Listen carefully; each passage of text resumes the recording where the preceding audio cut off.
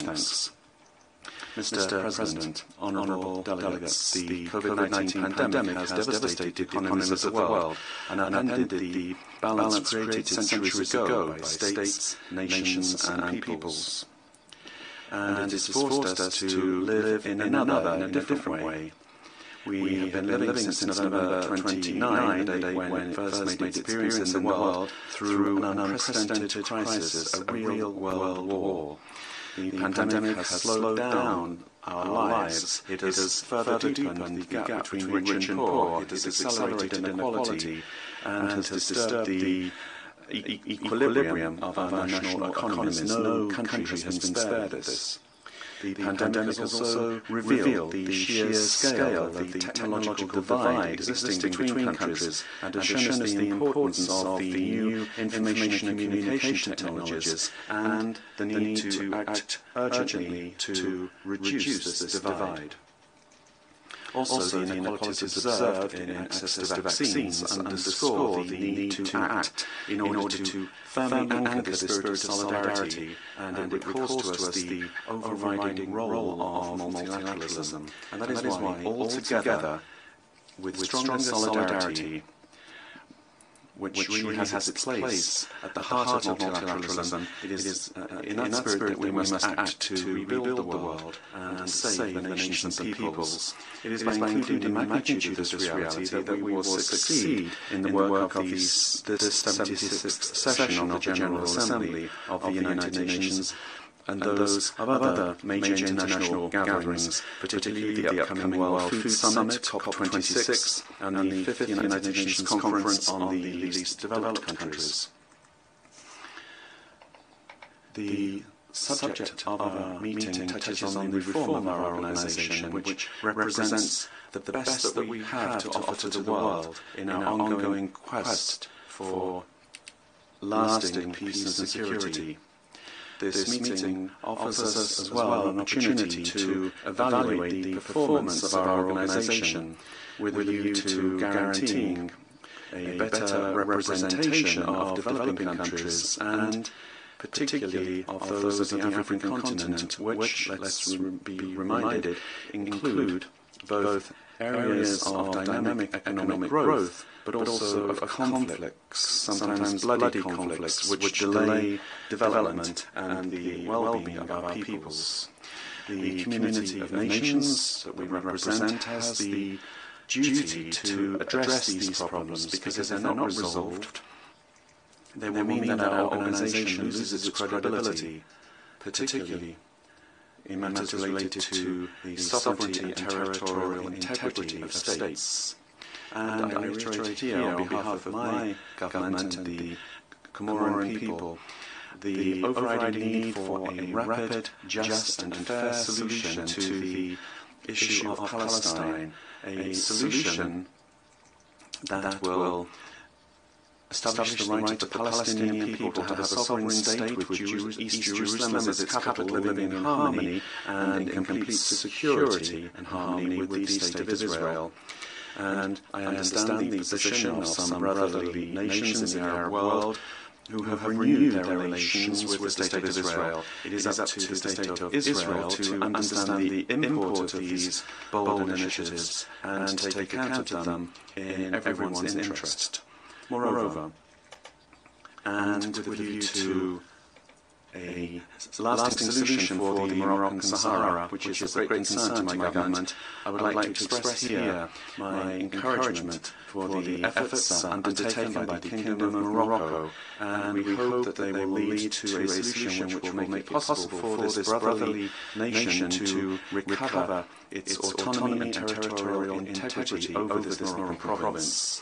My government welcomes any initiative which will contribute to ensuring peace in the region and strongly encourages dialogue between the two brotherly nations, namely the Kingdom of Morocco and the People's Democratic Republic of Algeria. And along the same lines with regard to sovereignty, the Union of the Comoros repeats its position for the need for the People's Republic of China to recover control over the Chinese province of Taiwan. With regard to the territorial dispute between France and the Comoros relating to the Comorian island of Mayotte, in recent years we have seen a willingness on the part of both parties, the Comoros and France, to build on what has been achieved in our common history, whilst maintaining a frank and constructive dialogue with a view to arriving peacefully at a lasting and respectful solution, one that respects international law and which is in the interests of both parties. The areas of tension which endanger peace in various parts of the world have become fertile ground for the outbreak of international terrorism. In the Sahel, for example, and more recently in southern Africa and in the Indian Ocean area, we must not remain indifferent to these situations. The situation in Afghanistan is also of concern, and I would like to express the support of my country to the Afghan people in this crucial phase of their history. The recent unconstitutional changes that have taken place in a number of countries in Africa and throughout the world recall to us the overall necessity of thinking about innovative and lasting solutions which look beyond short-term geopolitical stakes.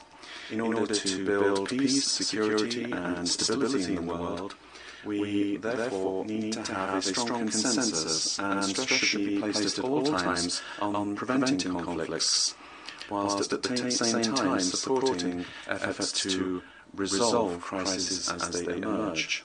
Mr. President, honourable delegates, the principles and values of the United Nations today are centred on the Sustainable Development Goals, which each country has made its priority. They are an ideal platform for establishing our collective commitment, and on which we can rely as we carry out our action in favour of development. And in this process, as was shown in the voluntary national report of my country, which we presented in 2020 to the high-level political forum, the Union of the Comoros is engaged on a path that will enable us to achieve the Sustainable Development Goals in all areas. The Emerging Comoros Plan 2030 is the national reference framework for this. Moreover, I would recall that at the time when we begin this meeting, according to research into these matters, entire regions are due to disappear, whereas others will be subject to an intensification of climate phenomena such as floods, intense droughts, fires, the erosion of coastline, or the acidification of the oceans. Consequences of the disastrous effects of the degradation of our environment. Although these phenomena do not spare any country or any region, we must stress that it is the small island developing states, the Comoros is part of this group, that is the most concerned, and which requires greater attention on the part of the leaders that we represent here. Indeed, these states, as well as many others, are also facing other dangerous phenomena such as maritime piracy, human trafficking at sea, drug trafficking, illegal fishing, and the plundering of the sea's resources. My government joins all national and global initiatives to fight these barbaric acts mercilessly, because they are a major threat to the security of our respective populations. And this is why I plan to reorient the strategy of our diplomacy in order to include the dimension of security in our geostrategic actions, particularly in the Mozambique Channel area and the southwest region of the Indian Ocean. This new vision requires the support of neighbouring countries and our partners in development, and has become the basis for any thinking about the future in this part of the world, so that there can be a sustainable and blue managed economy. This represents immense and vital potential. Nationally, I'm convinced of the need for political stability. This is the guarantee for socio-economic development. And my government works tirelessly towards this goal. Political stability, national cohesion are something very cherished by my country because they govern all initiatives. Salvation resides in a peaceful society that is held together and is inclusive of all the layers that make up the society.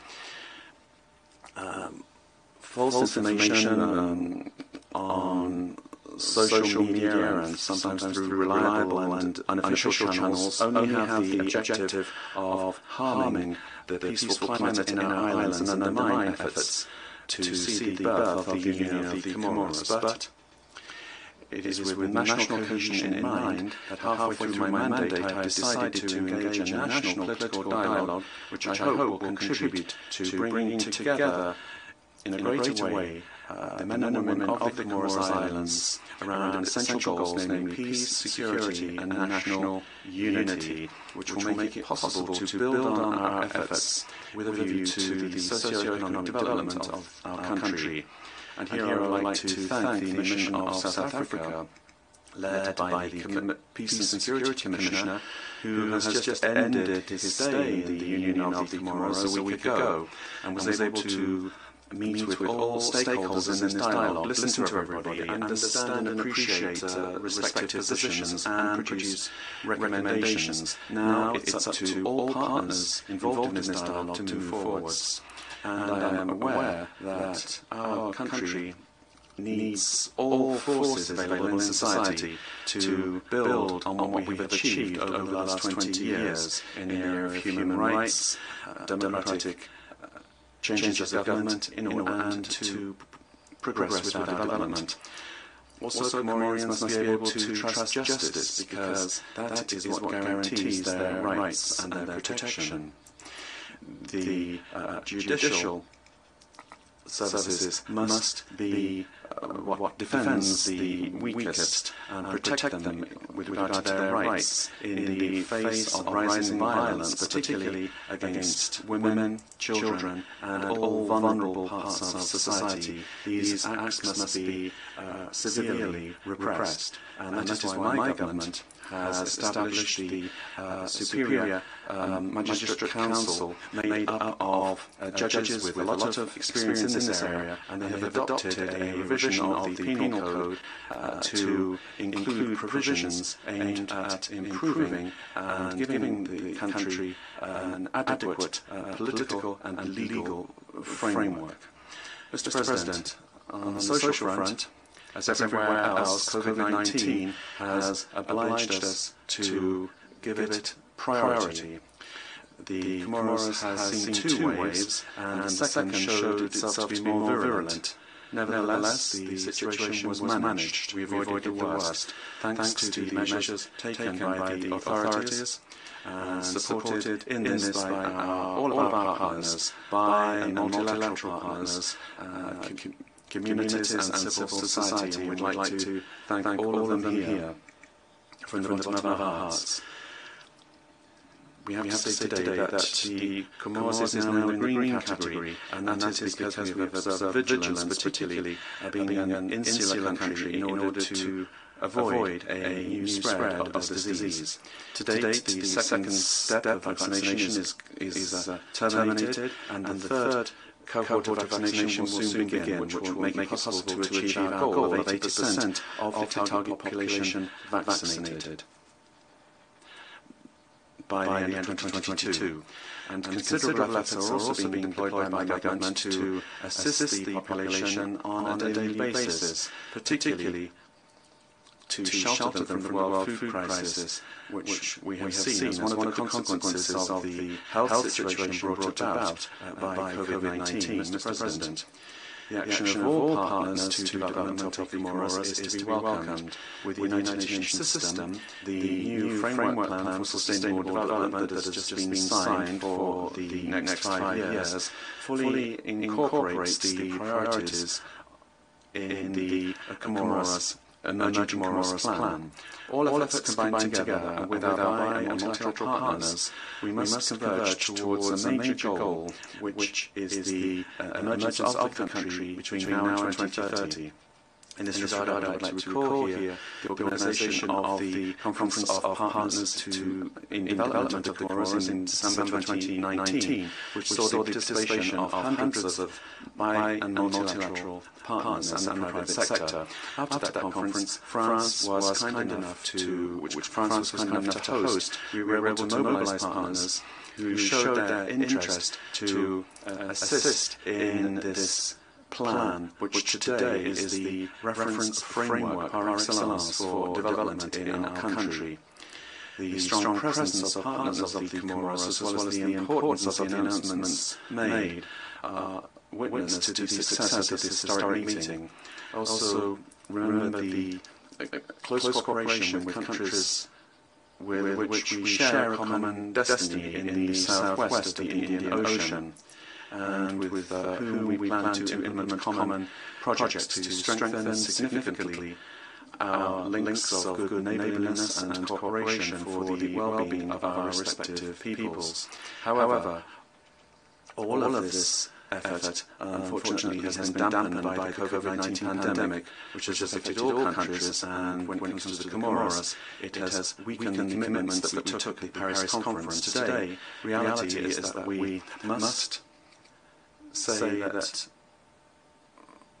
we simply have to learn to live with this virus. Therefore, we have to find a way to advance on these projects that we previously agreed. And from this rostrum, I would like to launch a friendly and brotherly call to all of our partners that together we find the ways and means to move forward with the Paris commitments to fund the various projects that we have established for the Emerging Comoros Plan. The country has established an executive secretary to follow up on the Conference of Development Partners, which will work closely with national bodies involved in this process and also with all of our partners. Mr. President, honourable delegates, regionally, the Union de Comoros last May passed the presidency of the Commission of the Indian Ocean to France, and we wish them every success in advancing the ideals and values that are so close to the hearts of the peoples of the Indian Ocean. With regard to our presidency, it was a success, and it progressed the sub-regional organisation, bringing about a reform that made the organisation more effective, more modern, and more able to respond to the expectations of our respective peoples. Following an initiative that we took in Moroni, the Comorian presidency also helped to successfully manage the COVID-19 pandemic in the member countries by establishing a regional plan for a blue economy and a strategy for relaunching regional economies. The Comoros participates also in regional efforts aimed at ensuring security in the East African area. Support is also given to the Sicily Republic of Mozambique in their fight against terrorism, a scourge which unfortunately spares no country. The regional and international solidarity must be the order of the day in order to fight mercilessly against this scourge and ensure our regional security. Also, the Union of the Comoros is very honoured to hold the Vice Presidency of the African Union, and we have committed ourselves to play an effective role to promote the noble values that are defended by this continental organisation linked to peace, stability, and the respect for human rights, and the implementation of Agenda 2063 in all its aspects. The Comorian Vice Presidency of the African Union works closely with the Bureau of the organisation, particularly in the search for peaceful solutions to the various differences that exist between the Arab Republic of Egypt, the Republic of Sudan, and the Republic of Ethiopia. Excellencies, ladies and gentlemen, we come here every year to the United Nations. This proves the interest that we attach to multilateralism and our conviction with regard to the major role played by this organisation to make the world more humane. And in this regard, I would like to laud the speech delivered by His Excellency Joe Biden, President of the United States of America, for his commitment to multilateralism. Our presence here this year in General Assembly translates, I think, a common determination, strong and unfailing, to work for the good of our respective peoples. We are here to say yes to all who will contribute to a better balance in the world and say no to those who would be against us. And particularly we are here to say no to COVID-19. I thank you.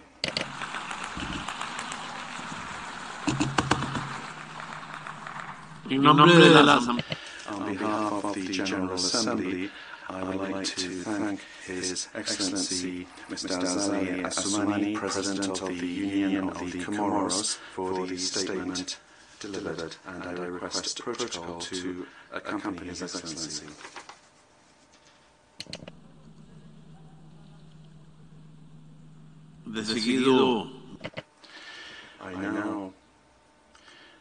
I'm happy to give the floor to the distinguished representative of Gabon to introduce an address by the head of state.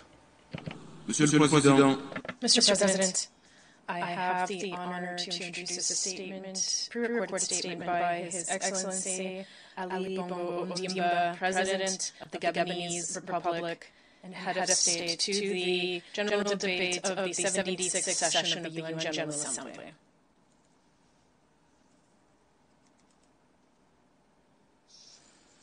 Mr. President, Your Majesties, heads of state and government, ministers and heads of delegation, ladies and gentlemen.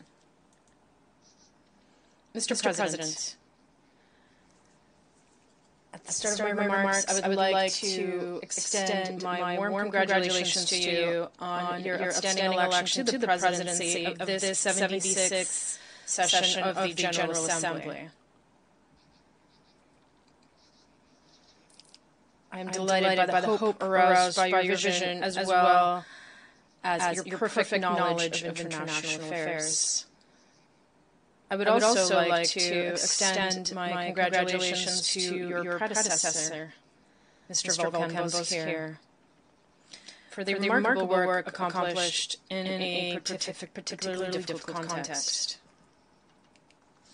To you, Mr. Secretary General, I reiterate my warm congratulations on your re-election and my full support for your dynamic action throughout your first mandate, as well as my confidence in your future action to find lasting solutions to the many threats and challenges facing our organization. Mr. President, the proposed theme for this session's general debate, building resilience through hope to recover from COVID-19, rebuild sustainably, meet the needs of the planet, respect the rights of people, and revitalize the United Nations, gives me an opportunity to share our thoughts on the major challenges of today. As you are aware, the unprecedented health crisis generated by the COVID-19 pandemic, which remains significant, has completely disrupted our societies, our economies, and our coexistence. The development of several vaccines through international collaboration and the ongoing vaccination campaigns in many countries are a beacon of hope for humanity. Vaccination is the only truly effective way to stop the spread of the virus. Mr. President, combining all of our efforts to end the coronavirus pandemic is, in my view,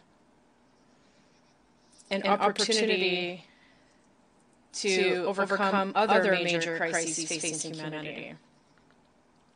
Indeed, COVID-19 has revealed the weaknesses and vulnerabilities of our economies, as well as those of our health systems, forcing us now to think differently about our development models so as to make them more resilient. Some developed countries already intend to relocate all or part of their strategic productive systems in order to reduce their external dependence. Africa should also be part of this paradigm shift in order to put an end to the crises that hinder its development. This will also require an ability to build basic infrastructure capable of guaranteeing the safety of populations as well as zero tolerance towards corruption and efficient management of public resources. We will also need to train quality human capital, invest significantly and urgently in health infrastructure, and finally, break the vicious cycle of dependence on primary raw materials. Our economies must therefore industrialize to create more wealth by taking full advantage of the aforementioned human capital and our natural resources. To this end, rigorous and transparent debt management, as well as that of resources linked to the export of raw materials, is essential during the transition phase. Finally, we must more than ever accelerate the digital transition and mobilize internal resources by strengthening financial inclusiveness, especially for women. Overall, we need to draw lessons from this pandemic and rebuild our societies in a more sustainable, just, and inclusive manner. I once again call on the leaders of the world to exercise greater multilateralism in order to together build a world economy that takes into account the aspirations of the people who would like to see a more equitable sharing of vaccines and fruits of technological progress.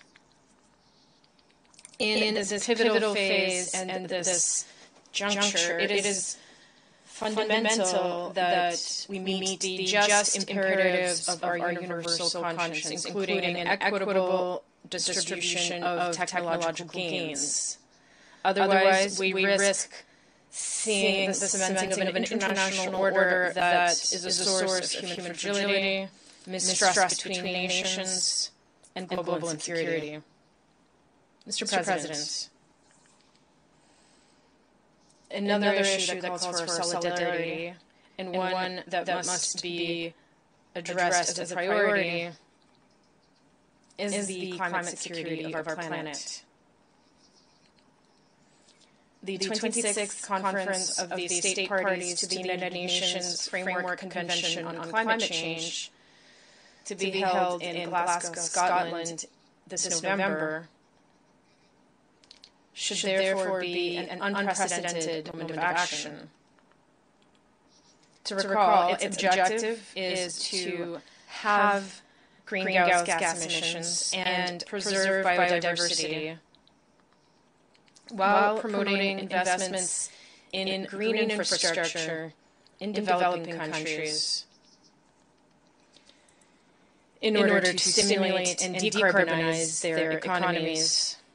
Indeed, the impacts of climate change, including rising sea levels, earthquakes, recurrent forest fires, and others put our societies and communities under great pressure and compel us to act urgently and collectively.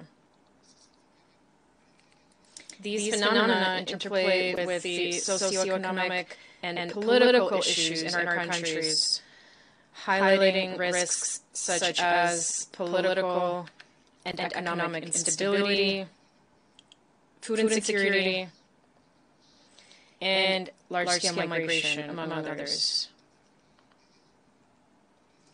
States and communities must now adapt in order to face the challenges of climate change. In addition, without prejudice to mitigation, the international political agenda requires a significant increase in resources dedicated to adaptation to climate change. I remain convinced that no single government can tackle adapting to climate change on its own. International cooperation is therefore essential, in my opinion, to support local action, both as a means of strengthening international security and achieving sustainable development goals. Mr. President, the link between climate change and insecurity thus appears to be fairly obvious, as far as I'm concerned. As you are aware, Gabon has always been committed to peace and climate security. This commitment will remain unwavering throughout my country's mandate as a non-permanent member of the United Nations Security Council for the period 2022-2023. While rejoicing in the confidence of the international community, I would like to reiterate my firm willingness to work hard on the process of silencing the guns everywhere and to resolutely place our action in the context of a permanent search for a global consensus promoting the security, dignity, and prosperity of the peoples of the world. Gabon will seize every opportunity to call for an advent of a more just international order marked by a reform of the UN Security Council, which includes both equitable representation within the Council and an improvement of its working methods, in line with the African Common Position expressed by the Azulini Consensus and the Sierra Declaration. Along with greater international solidarity and the expected reform of the Security Council, the revitalization of the work of the General Assembly and of ECOSOC must also be carried out in order to breathe new momentum into our organization. These reforms are essential as they are able to significantly impact the achievement of several sustainable development goals by 2030, including responding to the legitimate aspirations of the African peoples contained in Agenda 2063. Mr. President, the hope of sustainably rebuilding our governance models and meeting the needs of the planet requires respecting and fulfilling the commitments made. I refer in particular to the transfer of clean technologies and improving access to renewable energies in order to speed up transition to a low-carbon industry that respects the environment.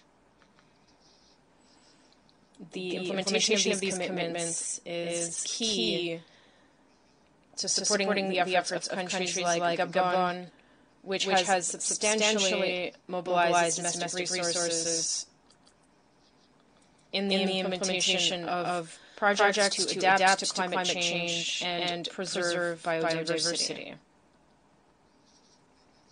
As part of its investment in climate security, Gabon annually sequesters the equivalent of 140 million tons of CO2 while it emits only 35. Thus, with a difference of more than 100 million tons of carbon each year, Gabon's action is decisive for the future of all mankind. The recognition of Ivindo National Park as a World Heritage Site, following the same for Lope Park, affirms the universal and exceptional value of our protected areas. I would like to take this opportunity to thank all of our partners and friends and all of those who, through their multifaceted support, are accompanying our efforts to conserve and sustainably manage our forests. Mr. President, like many oil-producing countries, Gabon has been hit hard by the impact of the drastic drop in commodity prices. This situation has led to a slowdown in our economic activity. In this context, I instructed the government to set up a transformation acceleration plan. This program aims to revive our economy by accelerating the transition to a post-oil paradigm and emphasizing new engines of growth whose potential could be increased. These include the mining, forestry, and agricultural sectors. In addition, Gabon is strengthening its energy capacity through the upcoming completion of new solar and hydroelectric power plants in order to give new impetus to its industrialization process.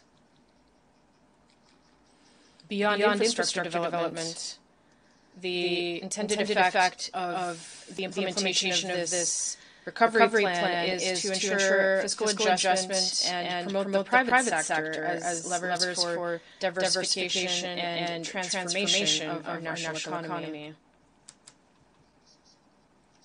In the education sector, the government is continuing to mobilize significant resources in order to optimize the education system and bring it into alignment with the demands and the real needs of the labor market. Mr. President, inclusion is another major concern in the policies of my country. This is the thrust of the equal opportunity policy that I have promoted in favor of more equitable development, with particular focus on the empowerment of women and young people, while ensuring that no one be left behind. Regarding the issue of parity, Gabon is one of the countries in Africa where women are the most present and represented in public life. The Prime Minister, President of the Senate, President of the Constitutional Court, Mayor of Libreville, governors, among others. All of these positions, among the most prestigious in the Republic, are held in my country by women, in whom I reiterate my full confidence. It is my first firm conviction that in a globalized and competitive world, gender parity is a matter of social justice, equality, equity, and efficiency. Indeed, a country must be able to identify its talents and its skills, to leverage them, and to promote them without any gender distinction. Mr. President, development cannot be sustainable without peace and stability. Yet, unfortunately, peace continues to be threatened in many parts of the world. The price of instability caused by terrorism or armed groups is particularly heavy for many African countries, which are forced to devote substantial resources to these phenomena that are sustained, among other things, by the illicit trade in small arms and light weapons and wildlife trafficking. A comprehensive united approach appears essential to me in this fight that we wage against these sources of instability and fragility in a number of regions of Africa. We must realize that any threat against one nation constitutes a threat against all. Mr. President, Gabon remains resolutely engaged with the United Nations as it has always been in the promotion of stability and peace on the continental level in Central Africa and particularly in the Central African Republic. Security sector reform should be supported in the Central African Republic in order to enable the country to equip itself with national defense and security forces with appropriate human, material, and logistical resources. The goal is to allow for the force's strategic deployment throughout the entire territory of the country in order to restore state authority, ensure the security of people and property, and promote the returns of displaced IDPs and refugees. All this will inevitably contribute to the gradual disengagement of foreign forces operating in the CAR on the basis of bilateral or multilateral agreements.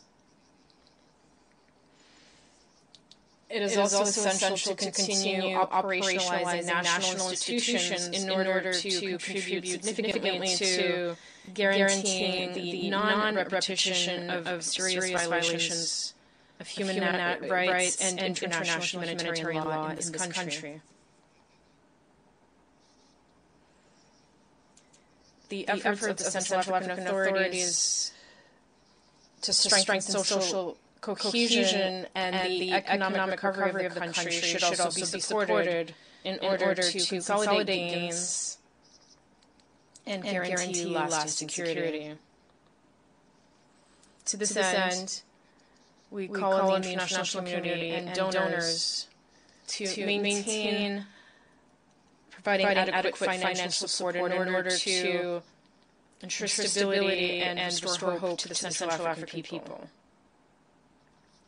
Mr. President, building a better world will always be a shifting target as long as a number of people remain subject to unfair sanctions.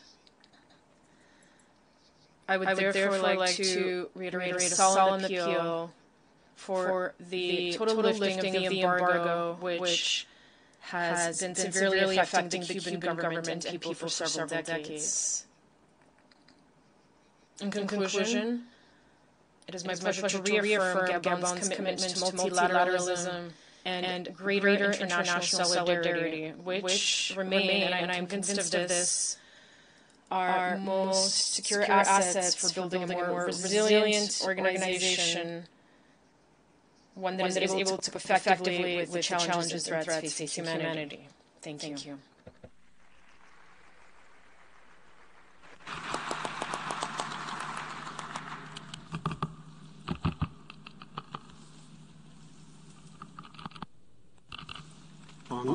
On behalf of the General Assembly, I wish to thank the President of the Gabonese Republic for the statement just made.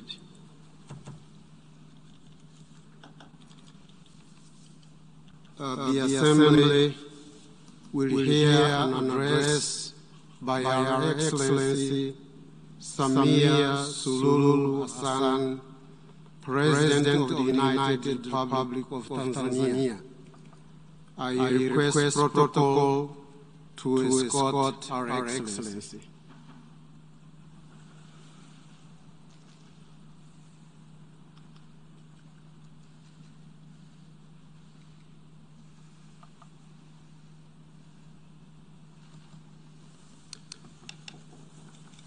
On behalf of the General Assembly, I have the honor to welcome to the United Nations Our Excellency Samia Suluhu Hassan, President of the United Republic of Tanzania, and to invite her to address the Assembly.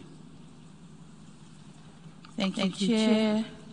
Your Excellency Abdullah Shahid, President of the General Assembly, Your Excellency Antonio Guterres, Secretary General of the United Nations, Excellencies, Heads of State and Government, distinguished delegates, ladies and gentlemen, let me commence by joining previous speakers in applauding you, Mr. President, for being elected to preside over the 76th session of this August Assembly, and for the exemplary manner in which you have been presiding over this session. I also commend you for the able manner in which you mastered to make possible for us to meet physically, despite unprecedented circumstances brought by COVID-19 pandemic. The holding of this physical general debate this year, albeit with limitations, demonstrates again that humanity and multilateralism cannot and should not succumb to the virus. And thus, where there is a will, there is a way. This spirit is what we need going forward. It is why I support and subscribe to the theme of this 76th session that call all of us to build resilience through hope, to recover from COVID-19, rebuild sustainability, respond to the needs of the planet, respect the lives of the people, and revitalize the United Nations. Mr. President, this is my maiden speech at the United Nations General Assembly. Allow me, on behalf of the people and the government of the United Republic of Tanzania, to thank all members of the United Nations for your condolence message extended to our nation following the untimely passing of our late President, Dr. John Pombe Magufuli, on 17th March this year. May his soul continue to rest in eternal peace.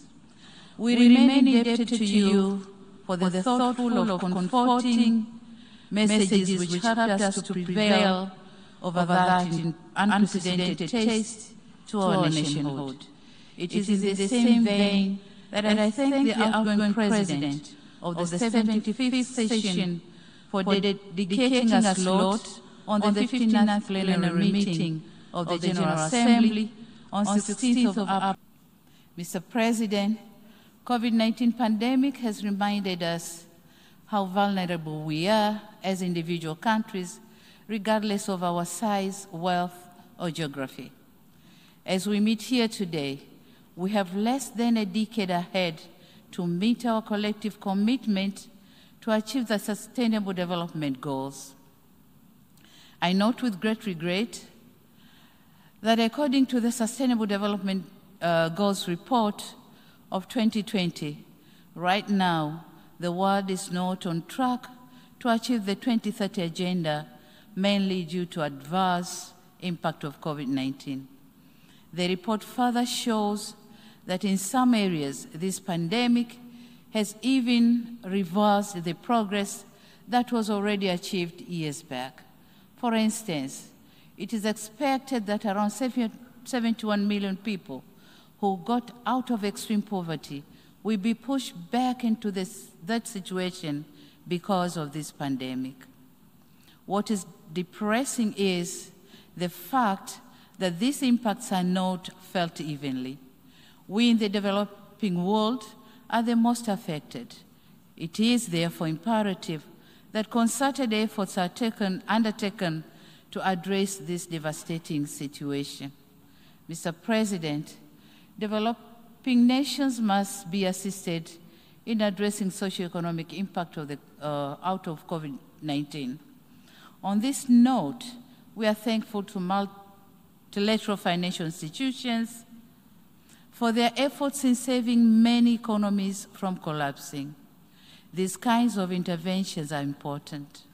We cannot afford to take refuge on the onset of COVID-19 as an excuse for not making sufficient progress on achieving the Sustainable Development Goals. Mr. President, Tanzania has not been spared by COVID-19. After the onset of the pandemic, we in Tanzania, and I believe in many other developing countries, were stuck in the twilight of protecting lives and protecting livelihoods.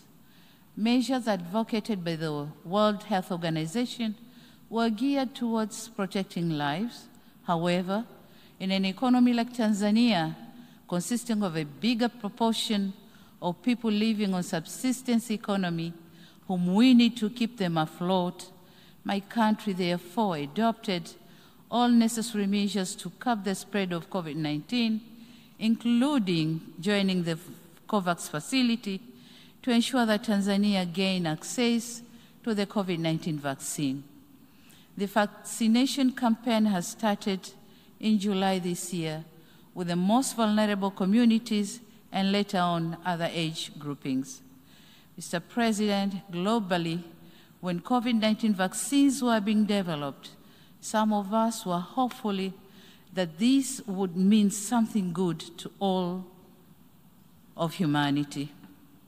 Nevertheless, we have come to learn that the virus is moving faster than the global production of and distribution of vaccines.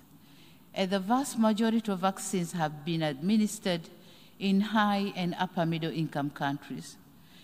With the current pace, it is less likely that we'll meet the WHO threshold of vaccinating at least 40% of people in every country by end of 2021, and at least 70% by the first half of 2022. The level of vaccine inequity that we see is appalling.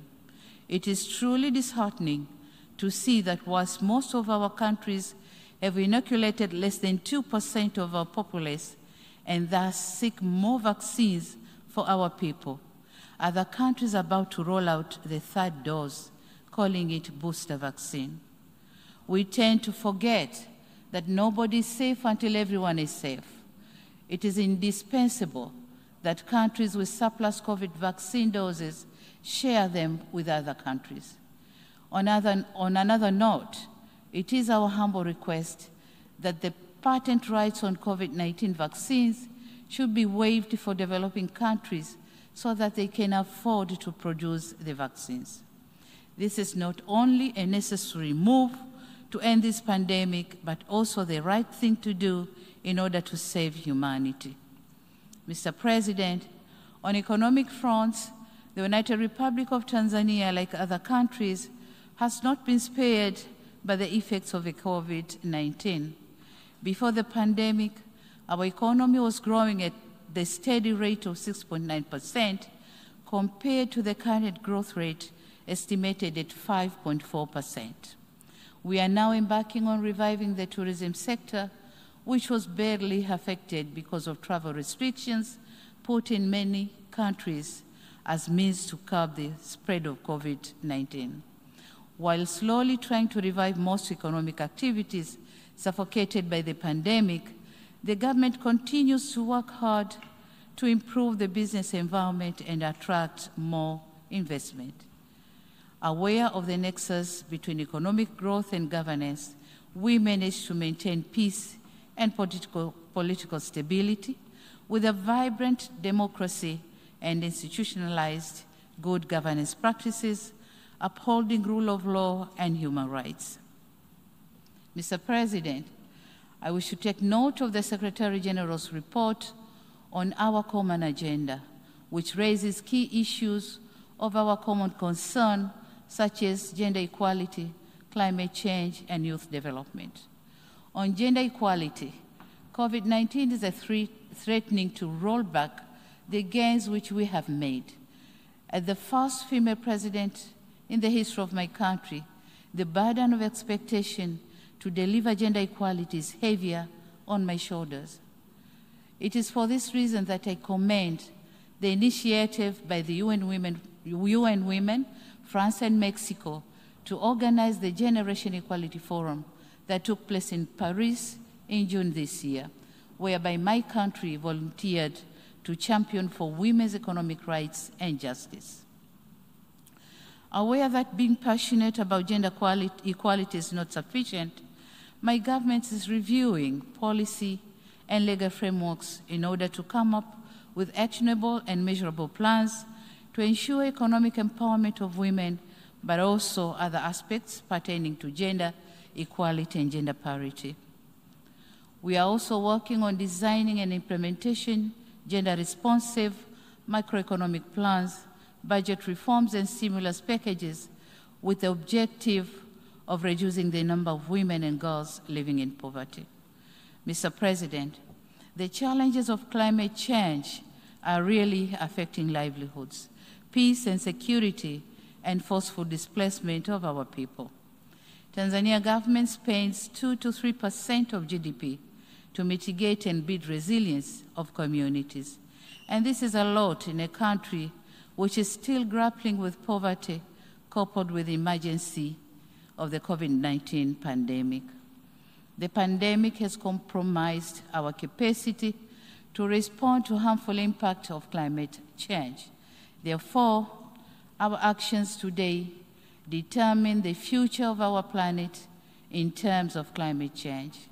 And in this regard, I call for transparent modality for financial disbursement and emphasize that developed countries should fulfill their commitment to contribute $100 billion annually by 2025 so as to facilitate the implementation of the Paris Agreement.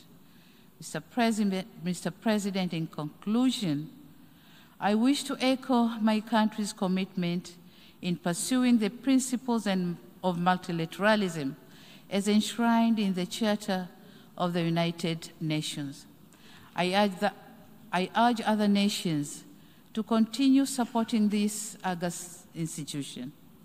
The onset of COVID-19 has given to all of us a lesson that we are deeply intertwined and that unilateralism will not get us anywhere when it comes to challenges that transcends our national boundaries.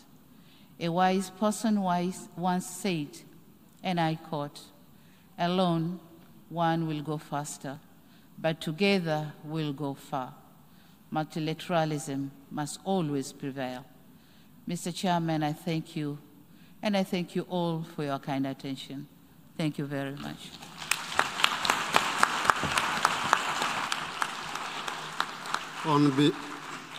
On behalf of the General Assembly, I wish to thank the President of the United Republic of Tanzania for the statement just made, and I request protocol to escort Her Excellency.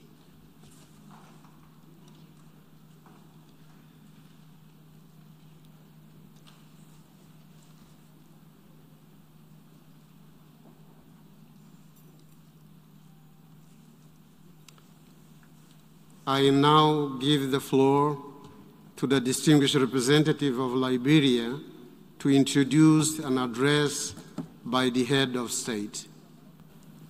Mr. President, Excellencies, distinguished delegates, it is my distinct honor and pleasure to introduce a pre-recorded statement of His Excellency Dr. George Manawia, President of the Republic of Liberia. I thank you.